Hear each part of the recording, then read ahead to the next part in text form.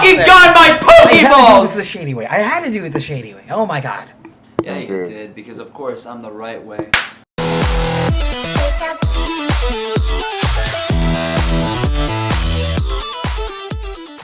Anywho, Hey guys, what's going on? It's your boy Shady O'Malley. yeah, welcome back to the channel. Today we're doing a different kind of video, and yes, that's Tio. They're going to be interviewing me on a little show that I wrote for them called Pokemon Trainer at Law. It's basically my first debut when it comes to writing in general. So yeah, just thought it'd be fun to do. Are you guys ready? We're not interviewing you. I'm interviewing the both of you. So, Okay. without further ado, Thank god I had let's no go ahead questions. and do this. I'm going to go ahead and pull up. I'm just pulling up these questions real quick. And yeah, let's go ahead and get started. So, this question's for Reese. Okay. So, why Pokemon? What led you to creating this project from the get-go? Well, before I answer that, is that your question or is that somebody else's? That's for you. So go ahead. Okay. So mainly this started when we did the Christmas special in 2022, and that was, I think, my first on-screen appearance on the channel, and I played a Pokemon trainer that kind of seemed like he was high as shit. And the original intention was that was going to be Ash, and that would have explained like what happened to him post-quarantine. He just became a drug addict. That was the original plan.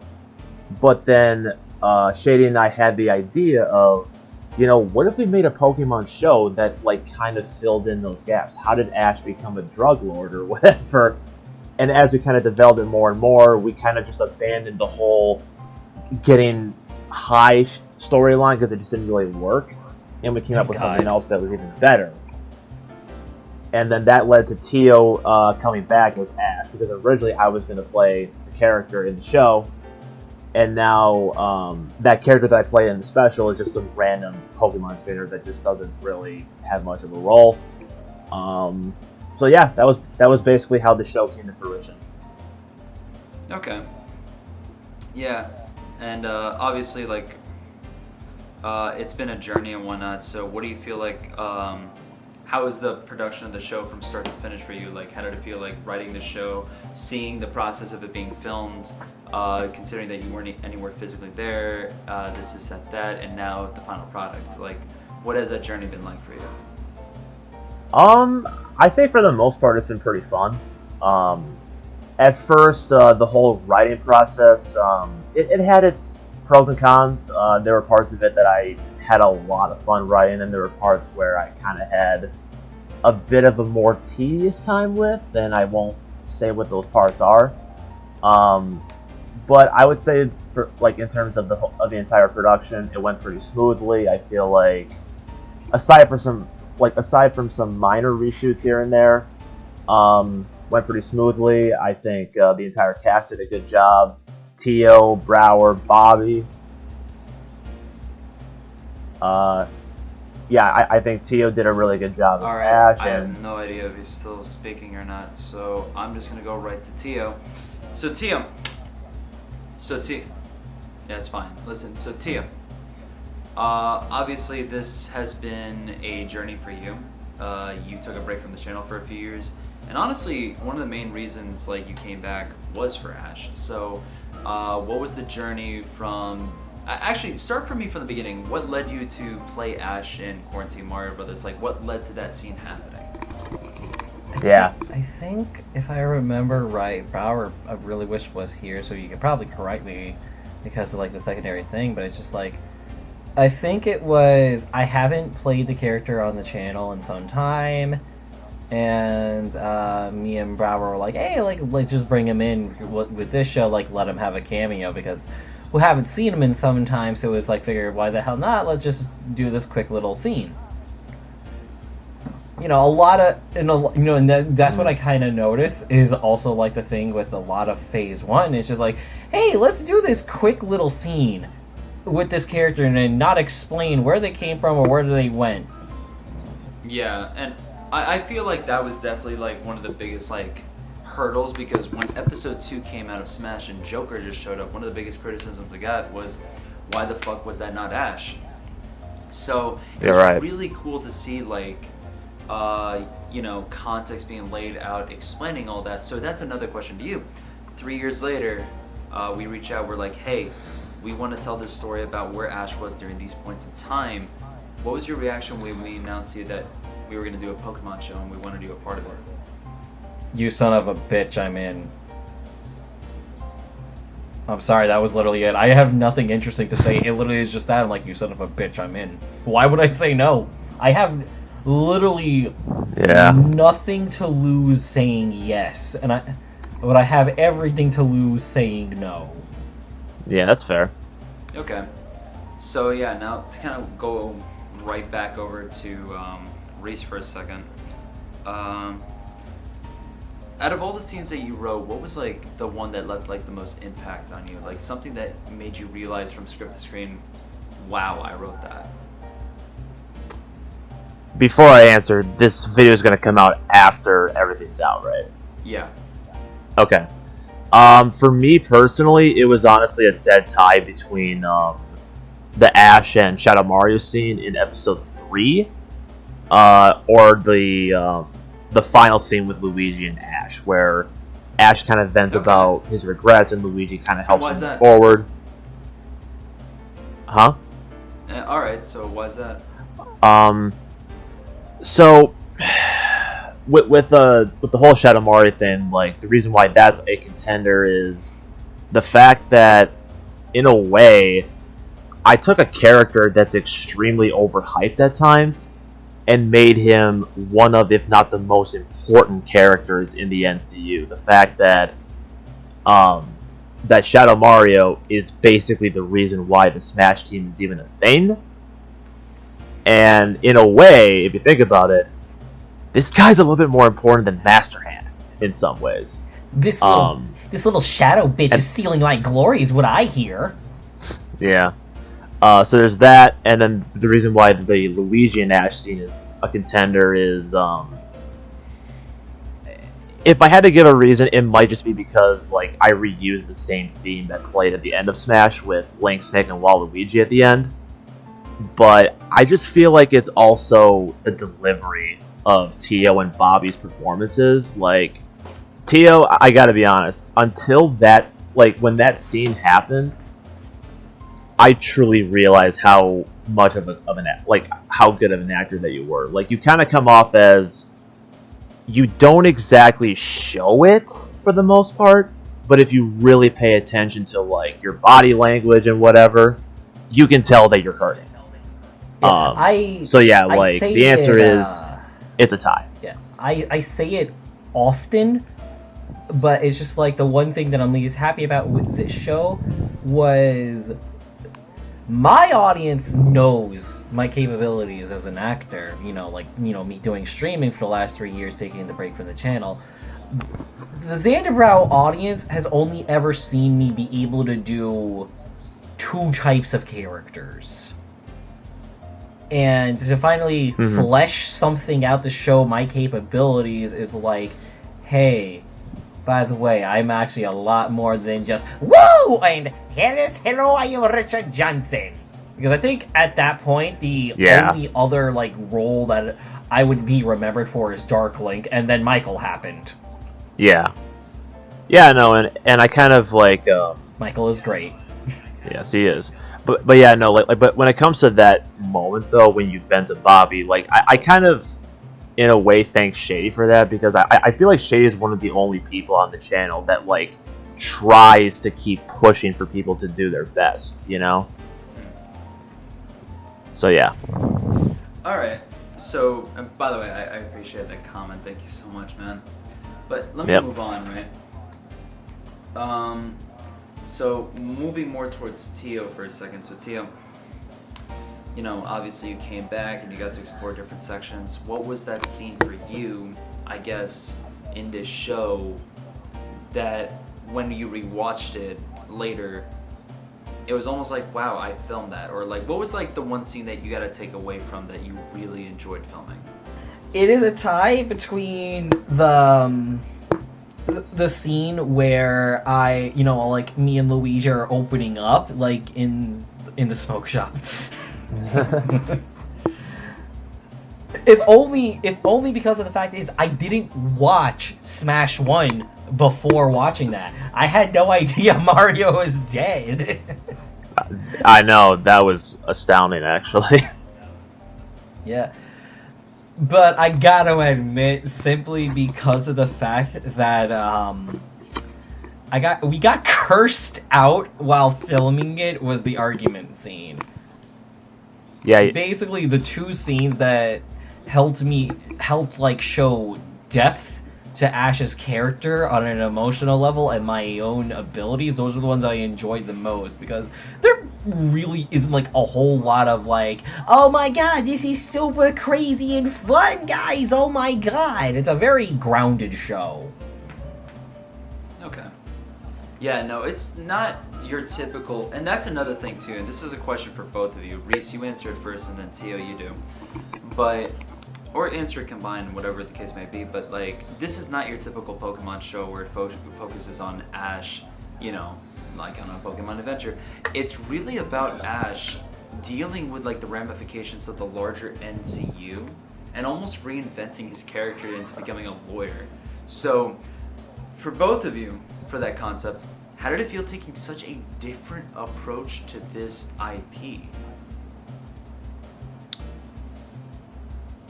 I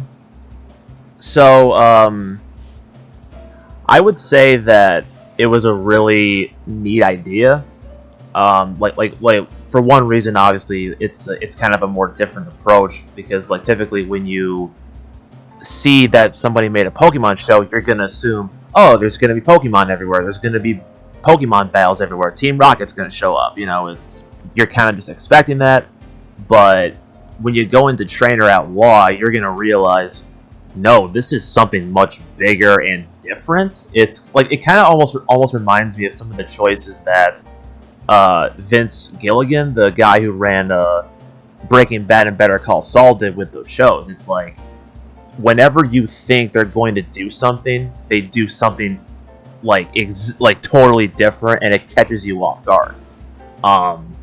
So I think it was really cool. In fact, I would say about the other night, I actually kind of drew a comparison to Ash, where in a way he's kind of like the Black Panther of the NCU, where his first appearance, really, he has to tackle all these big issues with other characters, kind of like how Panther does in Civil War. And now, hopefully, with Season 2 in the future, he's going to have a more personal journey, and that's kind of what Panther does in his own movie. So yeah, that's what I would say. Okay, now Tio, how about you?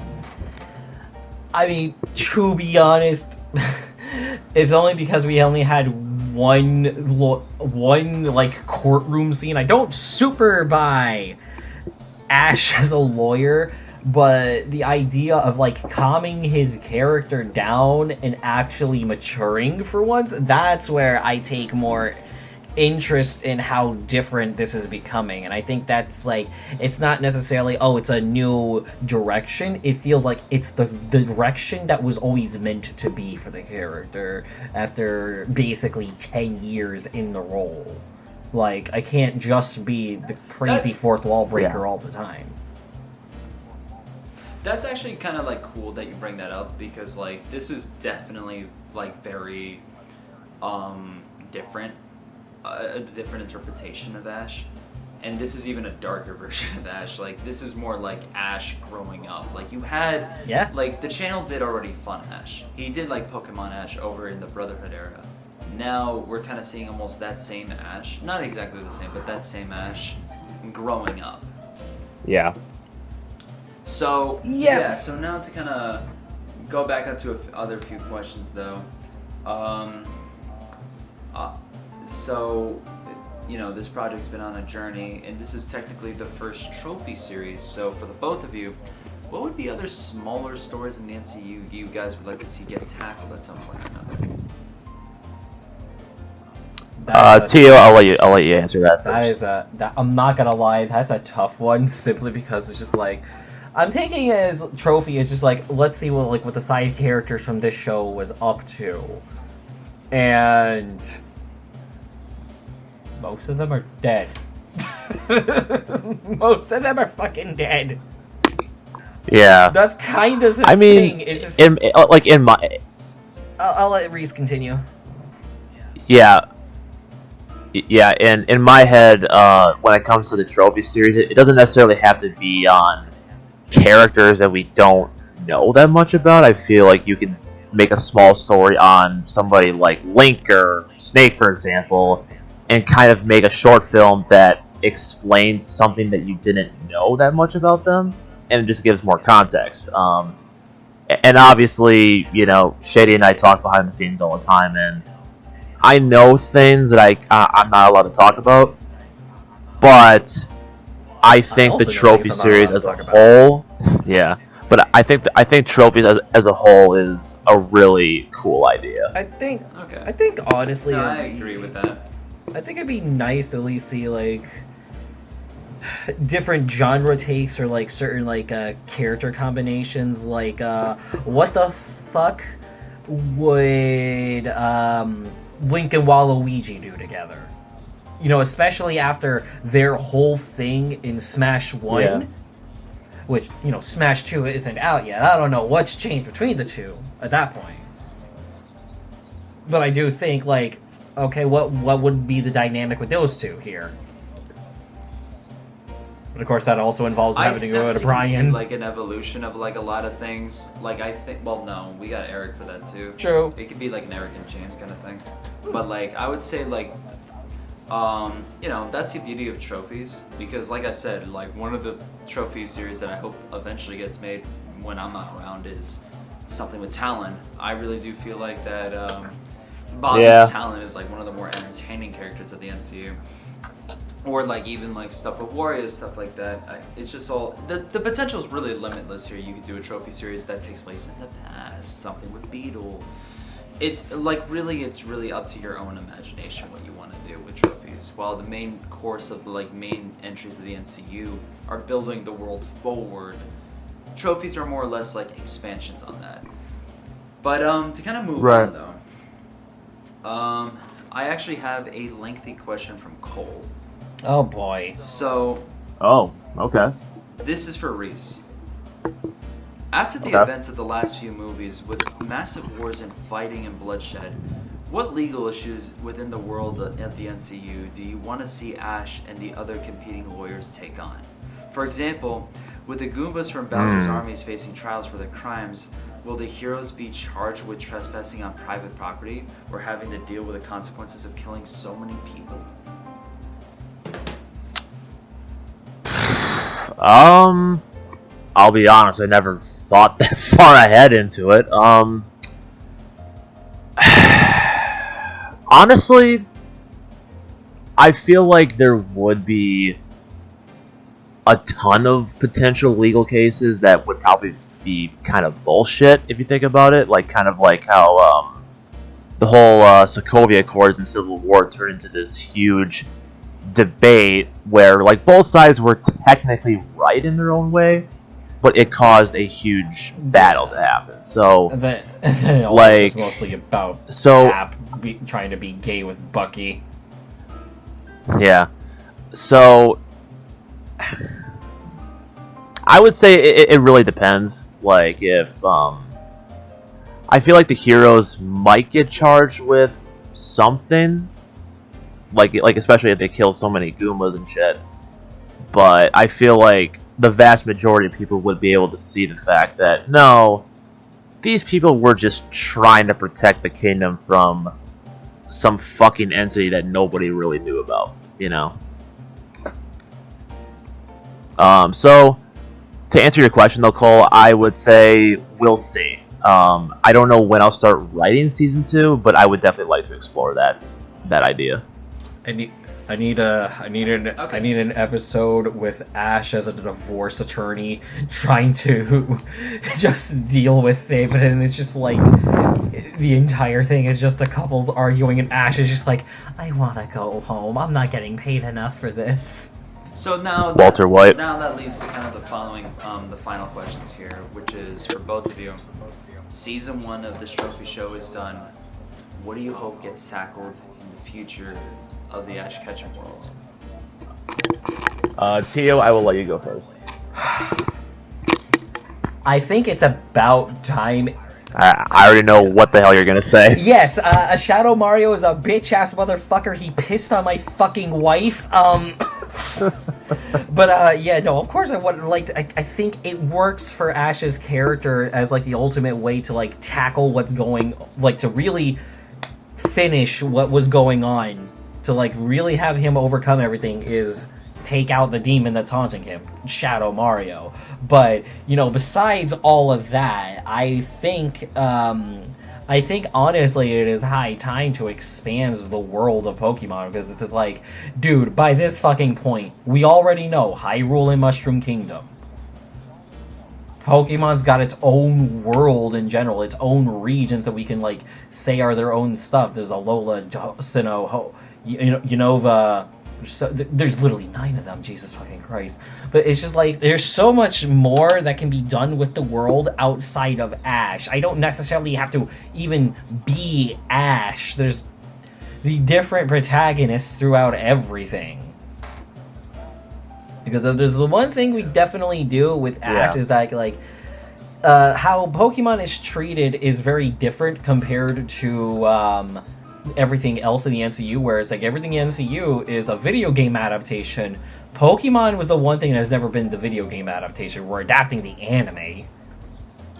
Yeah. But to answer that question though, I agree with Tio on one thing. I do feel like there needs to be some resolution with Shadow Mario as a whole, because I feel like Ash, after Season 1, would still be traumatized by what happened. So I could see, like, I don't know, maybe like an Arkham Knight version where he just keeps seeing him all over the place, and he can't get him out of his head. So that could be a really cool story to tackle. And I guess something else that I would want is, one